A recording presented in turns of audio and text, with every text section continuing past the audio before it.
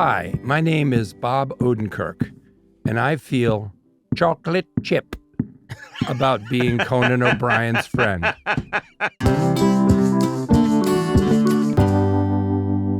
Hey there, welcome to Conan O'Brien Needs a Friend. Slightly different situation today. I am in New York City. I made up a name for it. I call it the Big Apple. Just came up with it yesterday. And I'm sitting here with David Hopping. How are you, David? I'm good. Happy David, to be of course, here. grew up in a cornfield, completely unfamiliar with the city. Yeah. But it's overwhelming for you. He keeps looking up at the skyscrapers, clutching his cardboard suitcase and saying, "Garsh." How did they build them? They're so tall. Yeah.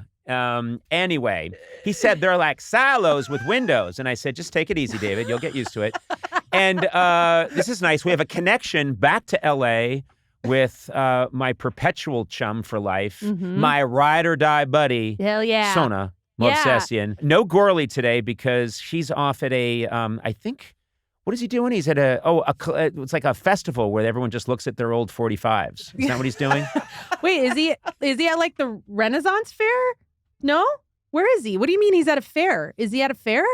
Or you made it up? I'm sorry, you're probably new to me. I made something up, Sona, just to have fun. Sorry. I thought like when Yeah, you no, said you're new fair, to this. I thought, oh my God, did he miss work because he's at the You Renaissance know what I'd love to do? Fair? I'd love to do improvisation with Sona Movsesian. Like, hey, welcome to my ice cream shop. Wait a minute, this is an ice cream shop? I thought we were on a stage. Curtain comes down. Boo, boo. Conan was good, but who was that lady? No, they'll be like, oh, she just redefined improv. You know? Yes! Yeah. Possible. You could be the Oppenheimer of improv.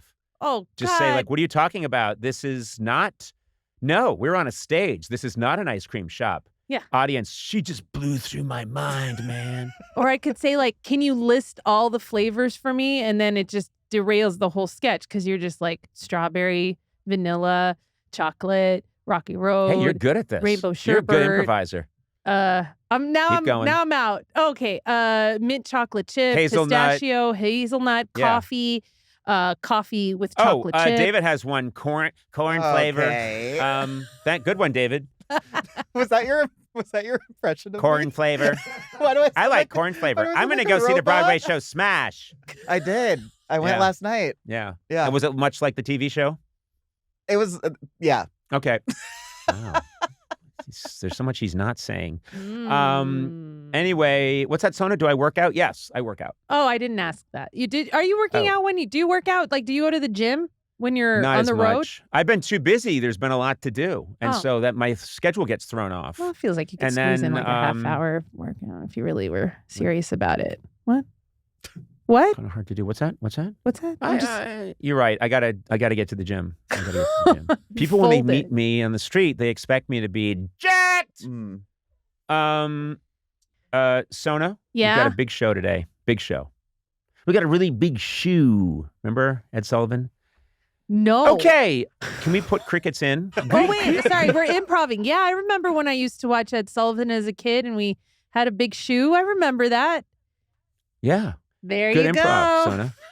Remember the time you and Ed Sullivan went to that ice cream parlor and you got strawberry, vanilla, coconut, pistachio, hazelnut, creme de caramel, Oreo crunch, vanilla flipple, sab dab jabba dab, Flipple? habba da boo. Okay, Sandler came You in. suck at improv. What's that? Greatest man who ever lived? Thank you, no, Sona. I said you Okay. suck at improv. You're welcome. What? I can give you Yeah. notes. I'll give you notes. It's all right.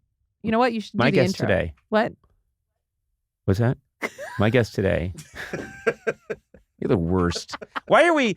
You know what I love? Whoever invented the technology that allowed us to talk in real time to Sona in Los Angeles, it leads to this. They think, oh, this will be amazing. People will be doing surgeries from across the coast. No. Two This is idiots. better. Two idiots are going to be talking over each other. What's that? Huh? What's that? No, I knew you were, but what am I? Blah, blah, blah, blah. I'm rubber, you're glue. My guest today is a writer and actor who stars in the new movie Nobody 2. He is a very old friend of mine, and it's really meaningful that I get to talk to him today. Thrilled he's with us. Bob Odenkirk, welcome. I'm here in New York. I went last night to see your guys' production of Glengarry Glen Ross. Blown away. Really fantastic. Michael McKean is in it with you, Bill Burr. Who are we talking about here? Oh, Kieran Culkin. Kieran Culkin, Donald of course. Weber Yeah. Jr., Howard Overshaw. I mean, really. And John Puricello. It is just a spectacular cast. And I mean, all of you were great. It was really special for me because, to anyone who doesn't know listening to this, Bob and I met in 1988 when I first came to Saturday Night Live. And immediately we realized you and I have a weird twin language. Yeah. We're two complete left brain weirdos who are cartoonish and silly. And so Bob and I would just hide in an office and talk gibberish to each other. Oh, see, that's why I called your producer about today. I was like, Yeah. what does he want to talk about? I know. No. Well, I want to get to a bunch of things you're Because doing. I thought this would just be gibberish. No. And I have a weird thing. I've had so much fun doing podcasts with friends, David Cross's podcast and things, and letting it devolve into gibberish. Right. But there's something weird, Conan, I've been feeling about like not wanting to do that in public anymore. Yeah. Well, it's called you don't want to be medicated by the state. You know, you don't want to be taken away. And I understand that completely. No, but you know what it triggered for me last night in a nice way was you and I had this, we just loved being weird together, and we had all these adventures. We were just talking about when we were in the show Happy Good Show together in back in the day at Victory Gardens Theater, Chicago, summer of '88, Robert Smigel, and just this really fun thing that we tried to do. And then we had some time off, and you and I drove down to Springfield and visited the house, Lincoln's house in Springfield. And then I'm the exact height that Lincoln was, and you became obsessed with I should talk as Lincoln, and you should talk as his law partner, Herndon. Yes. And Herndon had big mutton chops, and this is one of your specialties, is you can go into these great characters, as everyone knows. And you and I walked around Springfield together, and you were like, I tell you, Abe, I think you're going to run for president, you're going to win. Yeah, and I was going like, well, I don't know. And it was just, who are we amusing? We're amusing no one. I think we're just making ourselves happy, but I think we did that for a couple of hours.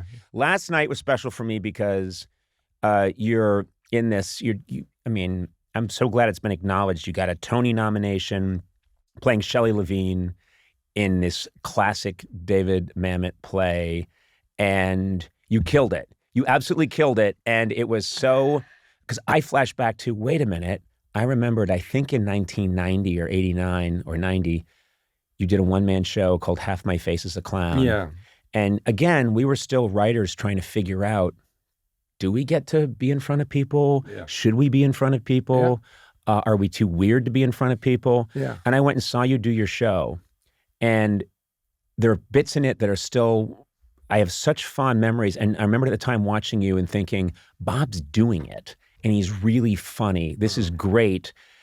And I was telling you last night, it's kind of, you didn't make a break with your past because I can see moments where you're accessing. Oh, there's no question. There's things in Glengarry Glen Ross that I'm doing physicalizations or to get sort of conceptualizations of a moment, of an emotion, or that could be in Half My Face is a Clown or Happy Good Show or any of those early or Mr. things. Show. Yeah, like there are things you're doing that you're accessing that people would think, well, this is really funny, but it can't belong on Broadway in front of a sold-out crowd, and you can't be Tony nominated for it. Yeah. Yes, you can, and also, I mean, clearly you built up these incredible chops. Yeah. Doing Saul. Yeah. Saul. Yeah. Better Call Saul, and before that, Breaking Bad, and you were around these masters, and you worked it and worked it and worked it, and it was, I mean... Well, Smigel, Robert Smigel, our friend, who's the reason I even got on Saturday Night Live, and I think the reason I was able to stay there for any length of time was he came to the dress show, and I said to him, because I'd been asking this question, am I being too silly in this role? Yeah. And he said... For Glengarry, Glengarry, and he said, yes, Bob, you are. and you got to chill out. You got to tone it down. And I'd been waiting for someone to give me that response because that's what I felt. But our director, who was, to his great credit, let us run free. Yeah. You know, I think he maybe hesitated. I don't know. He didn't want me to feel hemmed in, or yeah. editing yourself. Yeah. And he was like, no, it's fine. It's great. And he very much wanted to do a humorous version of the play. He wanted as much comedy to come from the play as he could. He said that multiple times. So, but I think Robert was right. So after Smigel saw the show and called me and we talked, then I just kind of dialed it in more. Because obviously at the end of that play, Shelley asks for your empathy, yes. you know, yep. And if you've been too ridiculous, and I get close to it, it's hard to say that to the audience and now feel some degree of impact for this guy's, destruction, self-destruction. Right. And so Robert helped me dial that in. And I think I'll tell you, one of the things that helps me to be as fun and big as I am in this play is the size of the room. Yeah. Like that is a big room we're in with a play. And there's of not people talking. Unlike Saul, or the Nobody movies, there's not a camera 3 inches from your face.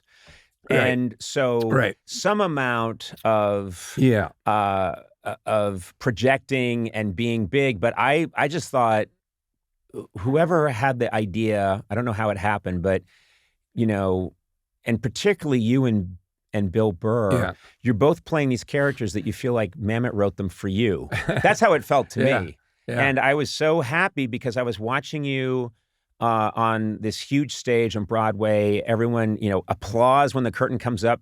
You have this scene, your opening scene is incredible, like nuclear energy from you and I'm just thinking, how did Bob remember all this? Yeah. I mean, that's what I'm just amazed by it. I got good at that doing Saul. I mean, Saul taught me how to learn a script. Yeah. And I had no choice, and I was so scared. And Conan, I lost my voice out of sort of stress. Yeah. The first week of Saul, and Ray Seahorn was so great, and we spent so much time together, she and I, and she really helped me through those early weeks.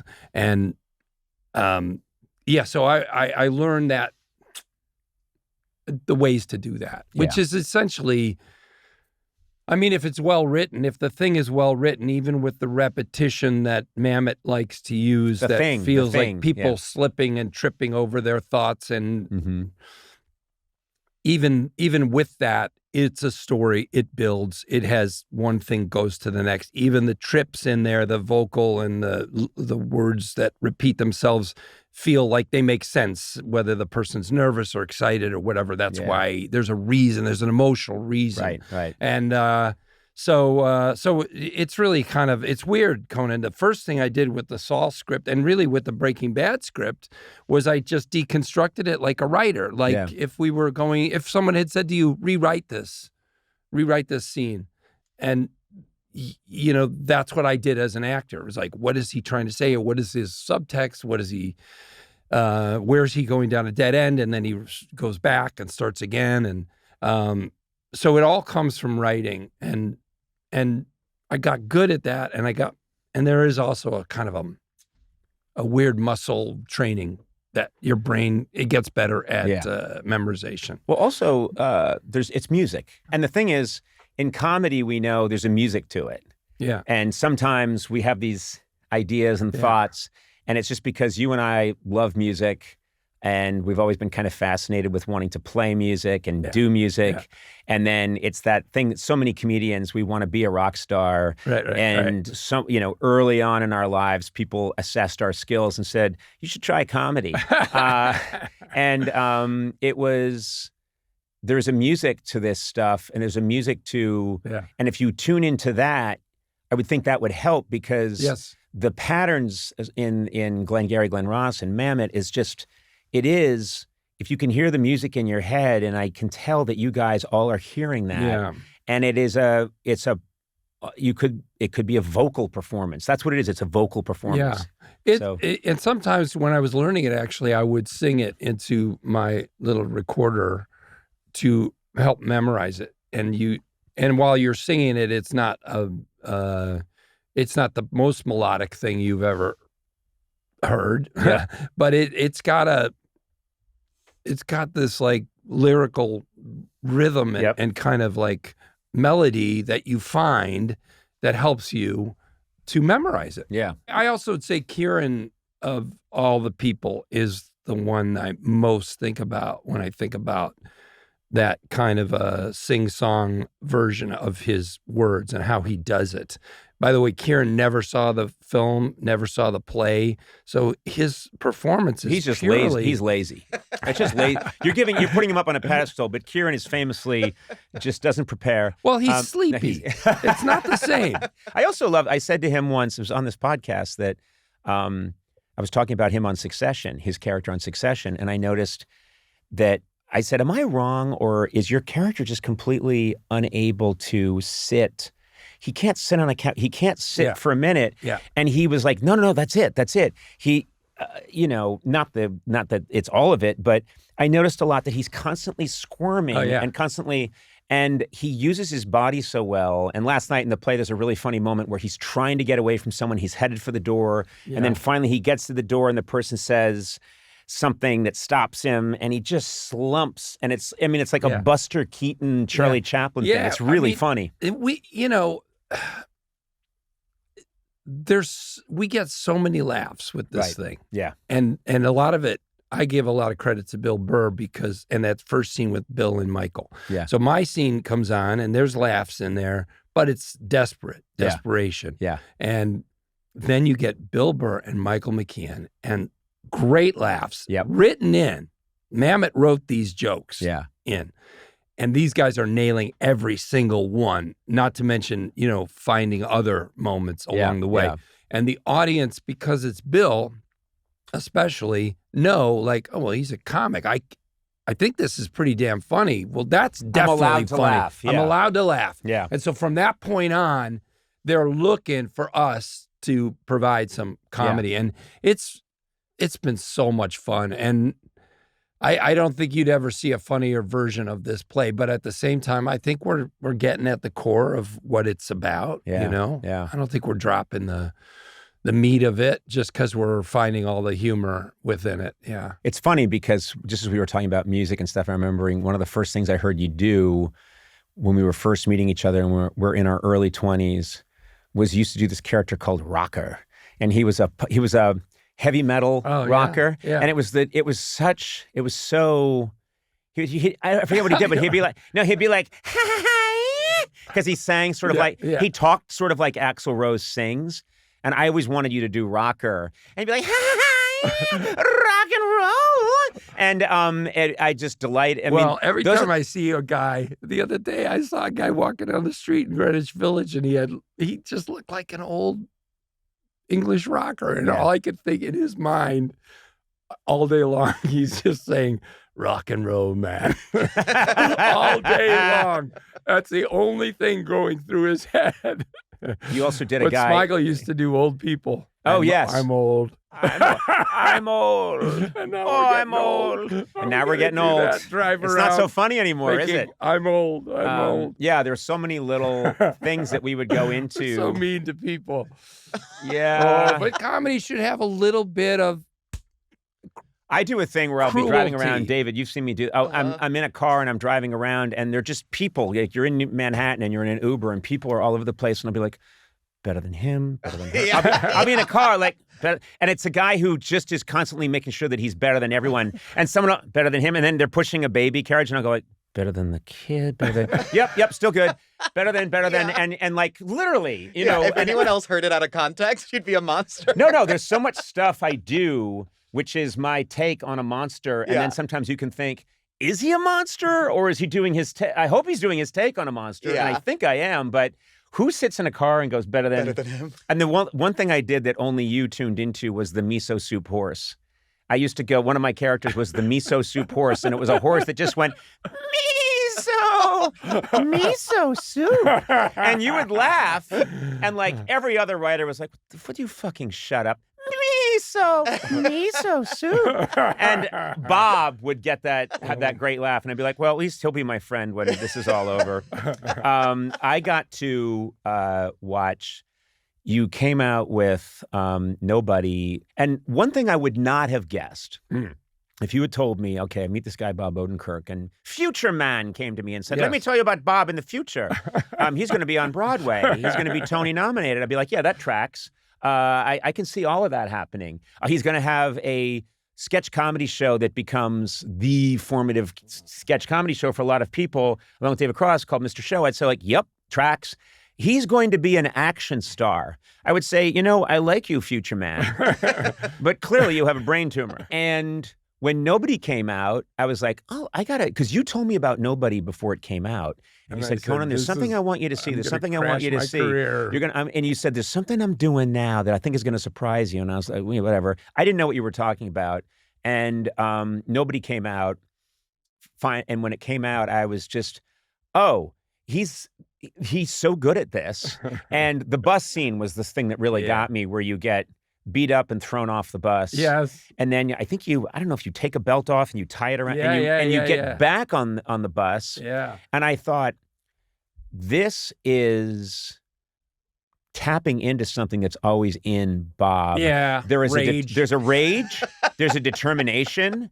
There's a, we were all at one point low men on the totem pole at SNL. Yeah. And there was and feeling like we don't belong, or maybe feeling like we're not going to last. A chip on my shoulder. Yeah.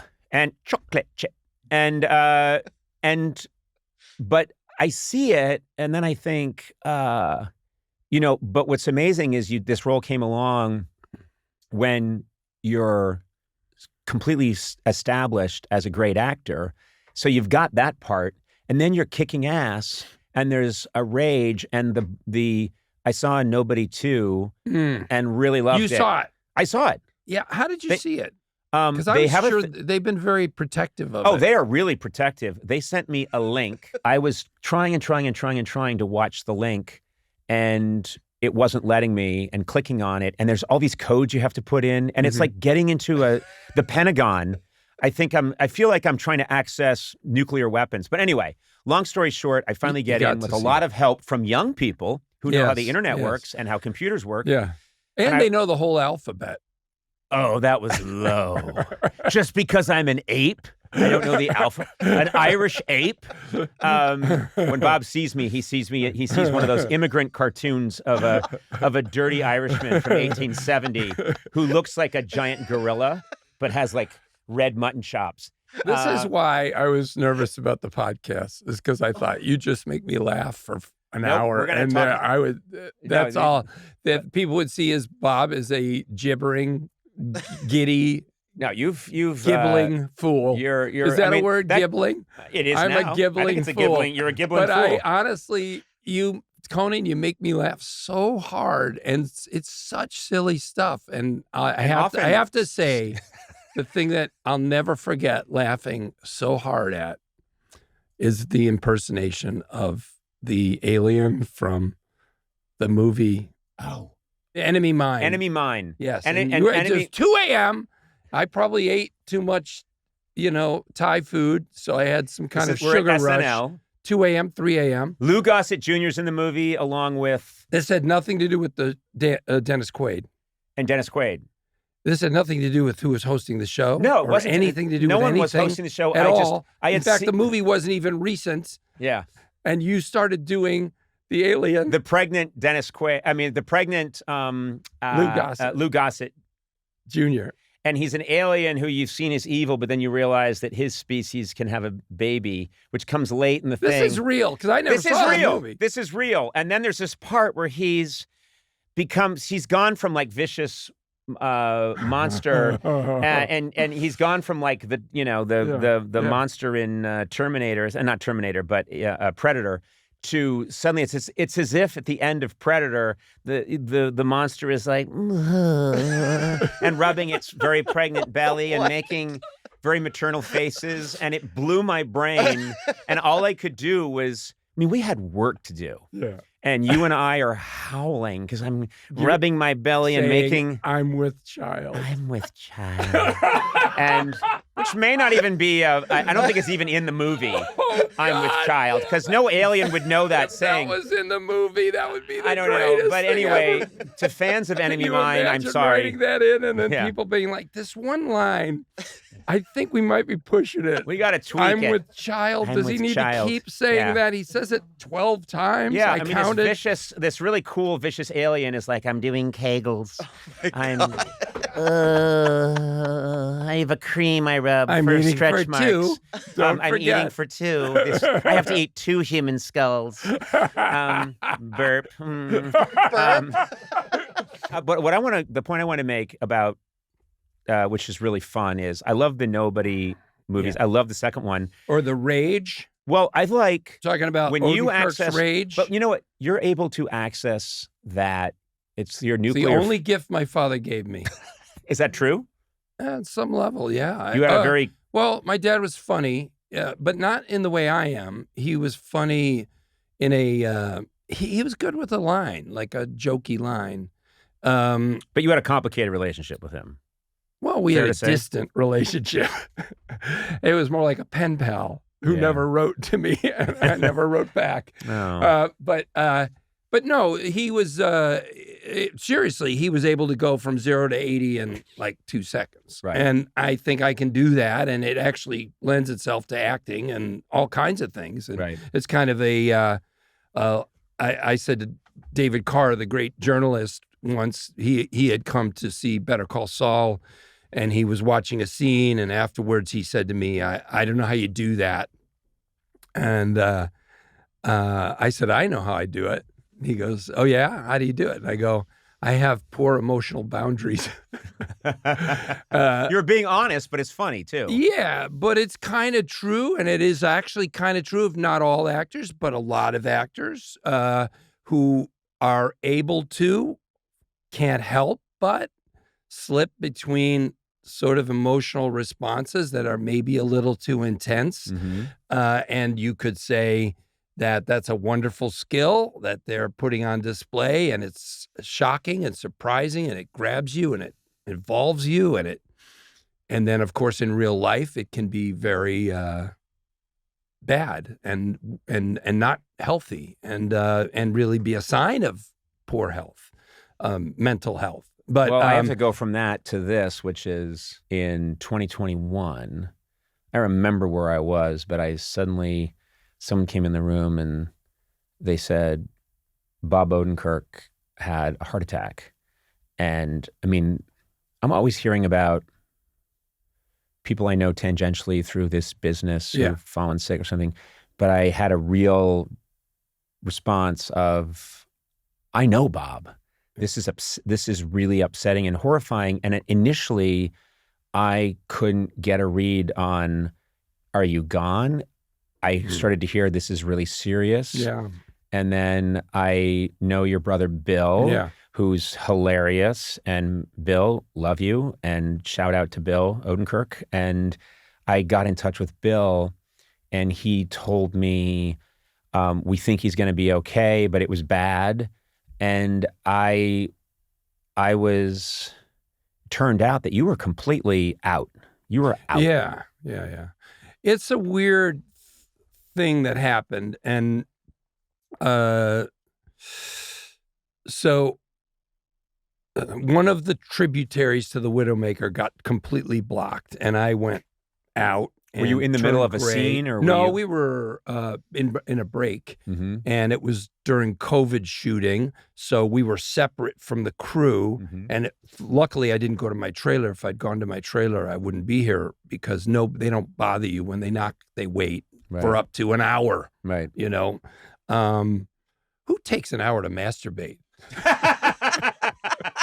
You know, when I've had my heart attacks, it was just masturbating. It was that's what I was doing. Yeah, all my heart attacks happened while masturbating. But I sat, where we were sitting. Ray and Patrick were right there. I've told this story too many times. Yeah, it's okay. And this thing happened, and I went down. I turned gray right away, and did worse. what your body does when it stops going, oh, nothing matters anymore. Yeah. Wow. Yeah. And I was just gone. And Ray held my head up off the cement and they started screaming, but people were far away because of COVID. Right. So the crew later told me, we thought they were laughing. We thought, they're laughing very loudly at something. It took a few seconds to realize people were screaming. And luckily we were at the studio and our medical officer was there, Rosa Estrada, and she came out of her office. She'd done 2 tours with the Army. Wow. She immediately did CPR properly, really well, broke my ribs. And the medical officer of the show, the medic, was there too, but he kind of froze up. Yeah. He was very freaked out. Yeah. And later apologized to me. Yeah. But he then also helped out, and they all switched off. Essentially, they weren't able to get an AED for 15 minutes. So because CPR was done so well, and because they also had that breathing mask, those 2 things, as well as my training for nobody, which made some of the other veins to my heart larger, sort of enlarged, like bigger than you would normally see, because I did so much training. That meant that blood was able to get to my heart. You're getting oxygenated blood to your brain. And my heart. Yeah. So the heart starts to die right away, right? It starts to scar up and die. But because those other veins were feeding blood through my heart, the heart didn't scar up. So my heart has almost no scarring at all. That's fantastic, yeah. For 15 minutes of just people doing this.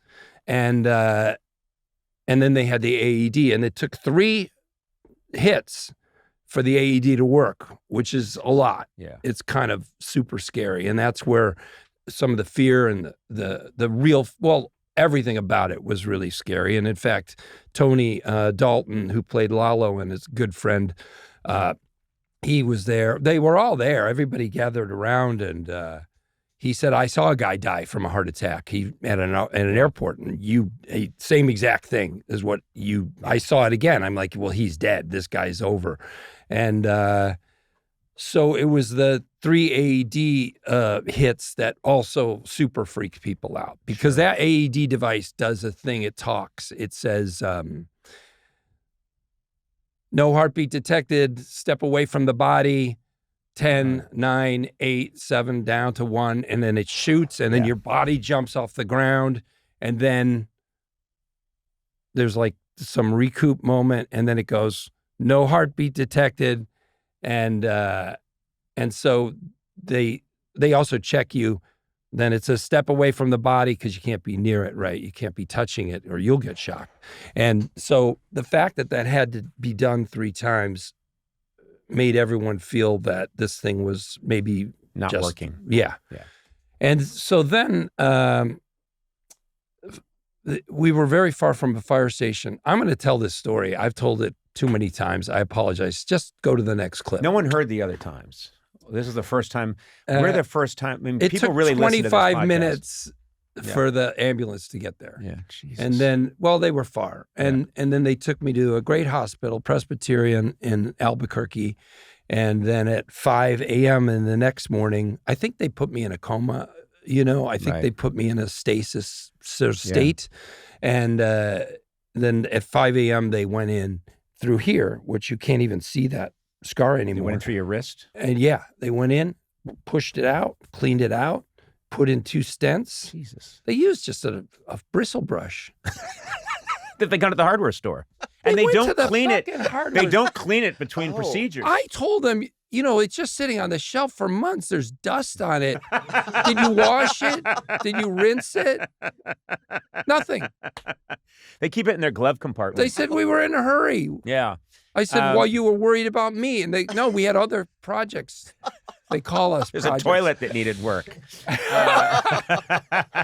Look, everybody was really scared for all legitimate reasons. Yep. I'm super lucky, Conan. CPR was done really well. Yeah. 3 people switched off because you can't do it if you're doing it well, you can't do it for more than 2.5 minutes, 3 minutes, because you're exhausted. Right. So you need someone to hand it off to. So there's 3 people who switched off. Jesus. And then this AED device, which every studio there has now, but at the time there was none in any of the studio buildings on the whole lot. But our Rosa had one in the trunk of her car that she had been trying to return to her friend. She had borrowed it, and she had tried to return it, and her friend wasn't home, or it wouldn't have been in her car. That's just in... and her car was parked, as those lots are huge, and she had to run and go get it. So it just, so many things happened that were lucky. I have... The stories that my friends told me, Ray, of course, Patrick, Vince, the degree to which I could see how shaken they were from having been there, I kept asking them, tell me the story, because I had no memory at all, nothing. It was just a blank. It was just wake up and I'm leaving the hospital a week later. That's my first memory, is talking to the doctor on my exit interview. So I was there for a week. I was awake the next day at 1:00. But groggy, but I don't have any memory of any of the hospital at all. And I don't have any memory of the whole day that we shot. So we had shot all day. So one of the gifts that it gave me, this is so weird, is for the next couple weeks, I had memory challenges, and a lot at first. Yeah. Like I didn't know where I was. I would not be scared at all. I would wake up and be like, well, wow. Honestly, Conan, it was like, it's like, look at this world. Yeah. This place is fucking amazing. Well, this is Sirius XM in New York, and it really isn't. And so, you're talking about a blade of grass, sunlight, just life, butterflies. But Sirius XM New York, no. I don't care if you just came out of a death coma. It really was, and this happened when my memory came back a little bit more every day. But I didn't wake up the way I do normally, which is whatever I went to bed afraid of, scared about, concerned about. With you right away. Right there. Not to mention my own brain's natural fallback position. What should I be worried about? What should I be worried about? Yeah. Literally going down the list. I think this is something I got from my mom. How is this person doing? How is that person doing? What can I do to help this person? What can I do to help somebody in my life who I'm concerned about? And just who should I be worried about right now? Yeah. And what should I be worried about? And I just didn't have any of that. The world was a wonderful place. I had people I loved around me. I had a job that I can't believe, a magically wonderful job that I get to do. And that carried with me for months. Here's the question I have, because I've noticed this. I lived in New York on 9/11, and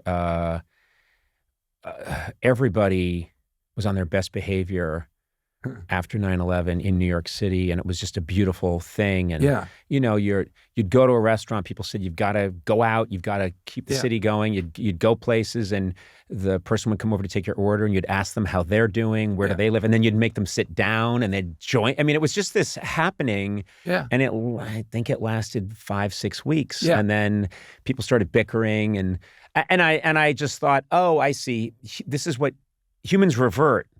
Are you able to still access the gratitude, the feeling of yes, I am. Good. Yes, I am. I think I have to make an effort. But it definitely, especially as my memory came back, because of course the first thing you're concerned is, well, maybe I'm not going to get it all back, and then I can't act and stuff. Right. But I was getting it back a little at a time every day, and I could sense that I'll be okay. But I've got to remember what this state is like. I've got to remember the value of this. This should be a part of your day every day. Yes. You should feel this every day at some point. Somehow you should get yourself here, because this is true too. It's true that our world is filled with concern and worry and danger and things you should pay attention and be concerned about. But this also should be something you touch base with as often as you can. Yeah, I've realized this a bunch of years ago that humility, gratitude, these words get thrown around a lot, but it's not something you achieve, it's stomach crunches.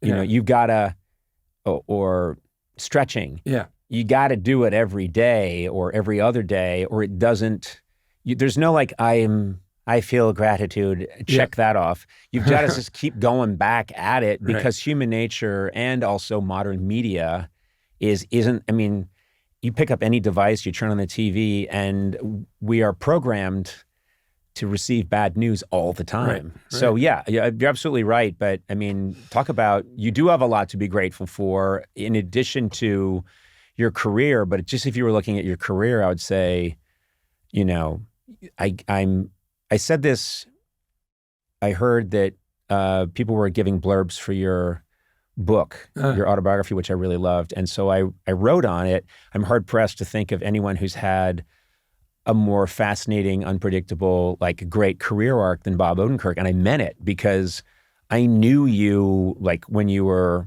you know, you had one jacket, you had that leather jacket and your glasses and you were very intense. I was really proud of myself that I could put everything I owned in one bag. Yes. Well, I remember going to your apartment. We went to your apartment once and it was super small as all of our apartments were. And just, you could like touch all the walls, you know, you didn't have to move, but you had, I can remember your brown leather jacket, you know, your jeans, your sneakers, your glasses. And I think that's everything you had. And we were hobos. But I look at you now and I was like, I was watching the choreographed fight scenes, which are so great in Nobody. It's fun to do. Too. And I'm going to tell you, it's the closest to a comedy writer's room. Yes. Is doing a stunt fight and any of the stunt fights I've done. It's the most like, oh, this is what we did at 2 a.m. First of all, you train the fight, you choreograph the fight. And I did contribute to all these fights. And in fact, the bus fight, so much of that I pitched to start, which is he bangs his head. Mm-hmm. I hit my head in the first 3 moves. I hit my head. I miss. I have to miss somebody, punch and miss. Because your character has been out of it for a little bit. Right. Yeah. And I have to degrade as the fight goes. I have to get slower and weaker, not stronger. And I get thrown out of the bus and I go back in. Yeah. I have an opportunity to leave. I could walk away. And I don't. But that's, okay, and I'm not going to give anything away, but in Nobody too, I don't think I'm giving anything away because I've also seen the trailer and, but for reasons that'll become clear when you see the movie, it's organic, but you end up at kind of like an amusement park kind of place. Yeah. And what's fun is that that's where you are, you're with your family, and so all the fights are happening in this environment. I mean, there's a scene that you incorporate whack-a-mole into a, Jean-Claude Van Damme fight scene. Right. And it's 2 things. It's really good fight choreography. It's really fun to watch. It's satisfying because the biggest, most important element to me of a fight scene is you really want to hate the dick who's getting beaten up. Yeah. But part of that was, and it's in the trailer, so I don't think this is a spoiler. When the guy whacks the girl in the back of the head, I said, can you make that just as small as, like even the guy who, let's say the real guy who does that is like, why did I do that? That was dumb. What an asshole. I didn't need to do that. Like, he didn't even think about it. He wasn't thinking. He just swats her on the back of the head. He's like, get out of here, you guys. Yeah. And it's the smallest thing. Even he probably thinks I shouldn't have done that. That was a dick move. But he also, I didn't hurt anyone. Nobody got hurt. Her hat went like this. But you go, fuck no. Because little things like that do happen in your life and you can't do anything about them. You have to walk away from them. But I know, but what was so smart about that is it's your daughter. Yeah. And I think what's really smart about that is it taps into something. If you have kids, and I don't care how old your kids are. They can be little, they can be, 25. If someone's mean to your kid or shoves your kid or does anything to your kid, it awakens something in you. You want to kill that person. Yeah. And so you're trying to leave. It's a small thing. You're de-escalating, which you use a lot. Let's de-escalate. You've clearly I don't want to have any trouble. You're leaving. He swats your daughter, and it's just this great moment because you're walking out, and your wife's saying, I leave. You leave as it's your opportunity. I could leave. You could leave, and then your wife says, "See, there's a look in your eye, which is." I've seen that look back at SNL when they didn't put your sketch on, and you're. I'm gonna try and you can see he's not gonna let this go. It's your daughter, and you go back in and clean house, but using all the stuff that's in an arcade, which is really fun. And that guy who gets it with the claw, and these stunt actors are so great. Yeah. You see how real he makes that, and the punch, the first punch. If you watch how he takes that punch, first of all, there's a thing about he doesn't just clear off. He goes, yeah. He's like he's got some strength. He's not just here to take a punch. He's a guy who's like, what just happened? Right. Those guys are so good. Is it as much fun to do that as I think it is? It is. Oh, it damn is. it. You laugh your ass off. Damn it. They say cut, everyone laughs. And goes, I can't fucking believe that. All right, I gotta call you on something because you were on the pod. You were on the pod. Let me say one thing. You were on the pod for, now I feel like I'm in, because your character, Shelley Levene, talks over people. And I'm doing that to you right now, but it's because it's important. When the first Nobody came out, I had you on. I loved it. We had a great interview. And I said at the end, if you ever make another one, you got to put me in it. You went, yeah. I'm not in it. Don't be needy. But I just want to be beaten. I want someone to beat the shit out of me. Well, we'll do one. Just, can you do a third? Yes. Well, I don't even have to be me. Movie. I know, but I mean, when there's Nobody 3 comes out, I just want to put me in clown makeup. It won't be me, and I'll be a small, but I just want someone to beat me to death. We'll make it happen. The last thing I'll say about the Nobody franchise that I appreciate is that there are many, like James Bond beats a bunch of people up in a room and then walks into the next scene looking like $1 million.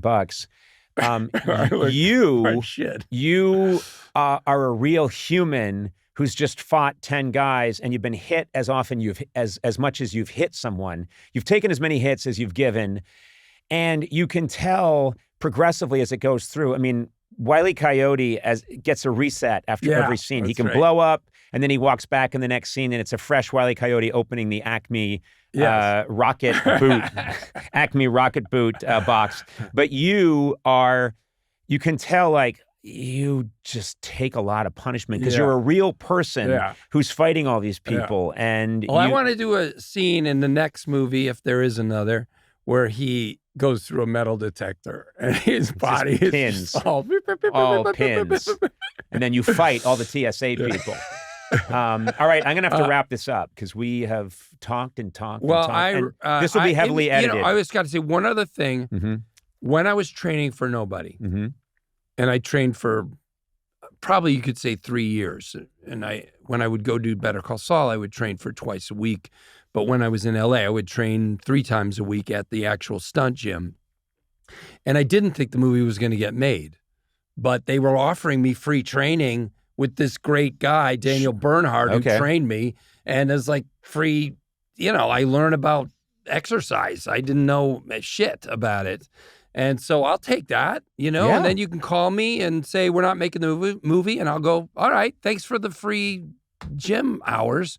And the whole time I'm doing it, I'm thinking about you and Smigel and Sandler and everybody I knew from comedy. And if I were to get to make this movie, and you were to go see it, and Spade, I kept thinking about Spade. I don't know why. Hey, buddy. He would go see it and go like, what the fuck? Yep, that's exactly. And you know what? I had that feeling of it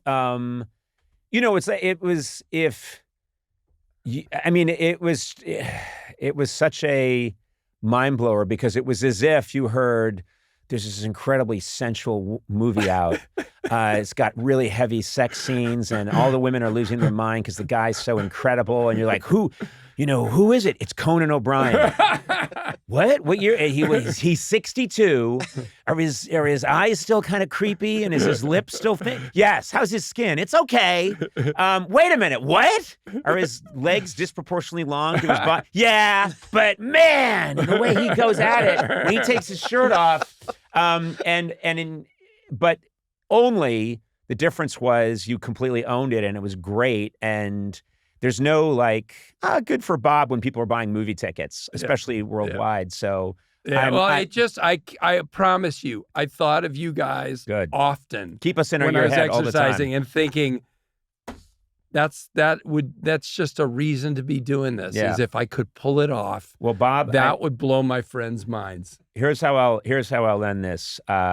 You loom large in my early career as one of the funniest people I ever got to work with. And it was really meaningful to me back then because I was sometimes doing stuff on this frequency that you really appreciated. And I felt like this guy gets it. And I felt like you were doing the same thing. Yeah. And I've told you, I've memorized moves of yours from your first one-man show. Yeah. But Bob, I'm so happy buddy. For you. Thanks for all your... Also, weirdly, even though I'm proud of you, I know that can like sound condescending, but I'm really, I know him and he's killing it. And just seeing you on that Broadway stage last night, watching your movies, watching your stuff. So go in peace to love and serve the Lord. Have a nice day. Have a nice week. Thank you, buddy. Bob Odenkirk, Tupac. Peace out. Sona, are you there? Yeah, I'm here. Okay, listen, there's a reason I'm talking to you right now, okay? Oh, God. Which is, I am in New York, working hard, while you're hardly working. Not funny. And interviewing people, just interviewed Bob Odenkirk, you know? I love Bob Odenkirk. Okay, well, don't say it like you don't like me. And take your hands away from your mouth. What are you doing? What? I feel like your mom. Sit up straight. Okay, you can see me. I didn't know you could see me. Okay. And hello, first of all. How are you, Sona? Nice to see you. Thank you. Second of all, let's not waste time on that. Second of all, I'm here in New York and I'm working hard, you know, supposed to hardly working. Funny joke. And funny. I am talking to you because I worry that when I'm away from our home base, when I'm away from the Larchmont, California studios, that you guys are goofing around and you're not towing the line. And so this is a little drop-in to make sure that you're making it happen. Oh, but you're still there. Do you think you keep people in line here? You think that you're like, people get stuff done here in spite of you. I mean, you come in, everyone's like working, you come in and then you just start like saying all these jokes and doing all these bits and everybody has to just stop working and watch you. Yeah. Yeah, it must be tough when the master of his craft comes in the room and delights a crowd with his magical skills. Must be awful. Oh, shit, here comes Beethoven. Fuck. Oh, no, he's got his piano. What's this? A symphony that will endure for all time? Oh, God. When can I get back on Etsy so I can buy that little leather pouch? I'm going to say morale is high here. People just seem to be in really good spirits. Eduardo, we're hanging out. Super productive today. Since you're not here, can I sit in your chair? Sure. Okay. But wait a minute. Hold on. Okay, she can. Sure. Yeah. All right. Now we're talking. Okay. That's cool. Now, what does it feel like to be, I mean, in a sense, you know, you're now Conan O'Brien. What's it like? I don't know. I feel a lot more anxious and needy. Hey, your skin's breaking out. I'm suddenly filled with self-hate. I don't know what happened to my skin. I just have a hankering for potatoes. Okay, I think you went too far. This is now hate speech, but hate speech everyone's okay with. People are fine with you going after the Irish. No one cares if you go after the Irish, not even the Irish. But you guys did that. Like, why is the mascot for Notre Dame like this? Like, ooh, I'll get you. And then there's Lucky Charms. I'll gotcha. I'll punch you. Yeah, we're ridiculous people, and we know it. Yeah. Whereas you are a proud Armenian. Yes, I am. And how are your boys doing? I want to ask about them, Mikey and Charlie. Boys are good. You know, we moved into a new place, and they're adjusting. There's a park. There's a pool. They just want to do things. Yeah. And so we let them do things. Are you adjusting to your new place? I am. I like it. It's cool. I know I talked a lot about my parents and how hard it was to live with them, but they let us live with them for over 4 months, and all I did was complain about them. So it was very what? You're a very ungrateful person. And I say that out of love. I mean, that's one of your better qualities, but you are ungrateful. You're not gracious. And you take things for granted. There's a lot of G's going on here, Are you having fun in New York? I miss the trips that I used to take. This is great. I'm slamming you left and right. All these missiles are landing. I'm ecstatic. I will say I've been having a good time. You've been walking around with me. I have. Talk about Conan in Manhattan. Yeah, you thrive here. And people come up to you left and right. It's selfie central. It is. I think I've taken 3,000 selfies. Yeah. But I don't, as I've always said, I like talking to people. I'm cool with it. Yeah. But it gets very silly because we went and saw Bob Odenkirk's Glengarry Glen Ross last night with Bill Burr, and it was just I want to see that. Fantastic production, really great. And then in intermission, there's just this line formed to get selfies, and I'm standing there doing selfies for everyone. And I thought I should start, even if I just got $1 for each one. Is that a bad thing to put out there? I feel like people would talk. I don't think it would go over well. No one had to have one of those little old-time change makers on me that the ice cream man had in the 60s. Yeah. Yeah, that's what I want to do. I want to monetize it. Okay. That's the kind of spirit I'm bringing to selfies. $1? You think a selfie with you is only worth $1? I think that's optimistic. If you could put any price on taking a selfie with you. I think $1 is aiming high. You put $1. You could do a BOGO, buy one, get one free. Yeah. Did you say there's a term for that? BOGO? BOGO? Yeah. God, I buy love one, what get the one. kids are doing. The You guys are kids. amazing. BOGO, Etsy. What's that new thing? Internet? It's crazy what's happening. YOLO. Sona. Yeah. Yep. Oh, I know about, and FOMO. Yeah. YOLO, So FOMO, BOGO, YOLO, Yeah. GO-GO, Yeah. Jub, Flip Flap, Chip Chop. Yeah. How are you, Sona? I'm glad to see you. I do miss you. You know that. I miss you too. When I see you in New York, I really miss. I think I had like when we kept going to New York, I started getting very like, ugh, New York, and now I'm kind of craving it. I miss it a lot. You I miss freaked going out with the you. first- Yeah. When you were my assistant before Freak out. I saw the light and got David involved. But God. no, he just knows. He just gets things done. But anyway, Had my babies. when first time I took to you to New York, you flipped out. You hated it, and because you just weren't used to New York City. You were very uncomfortable there because you're such an LA person. Yeah. But the one thing I remember very clearly is you needed to go somewhere, and I said, "Well, just take a cab." And you said, "I can't take a cab. I'll be sitting on a seat that other people have sat on."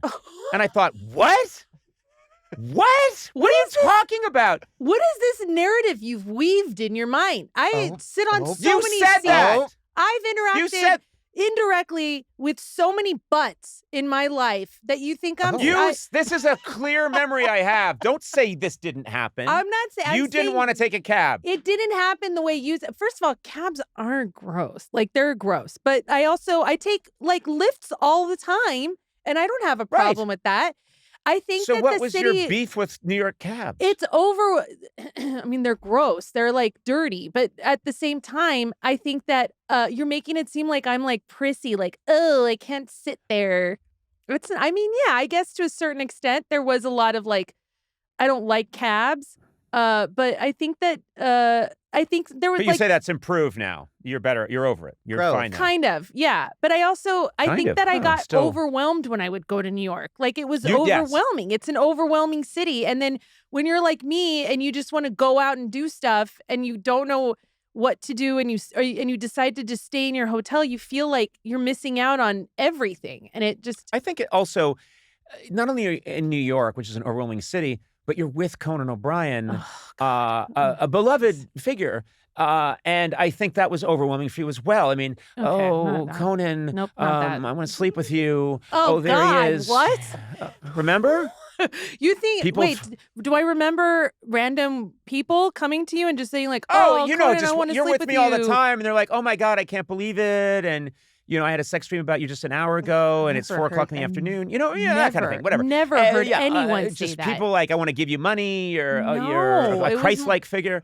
It was more like, can we take you. a picture? And you'd be like, yeah, sure. And then you'd be like, do you need anything else? They're like, no, I gotta go. That is so me. Is there anything I can do for you? I could write you a check. Why don't you join me? Let's sit down and have a drink. And they're like, I just wanted a picture. Okay. Now you're making me seem needy, and that's as crazy as you being someone who's a germaphobe. Okay.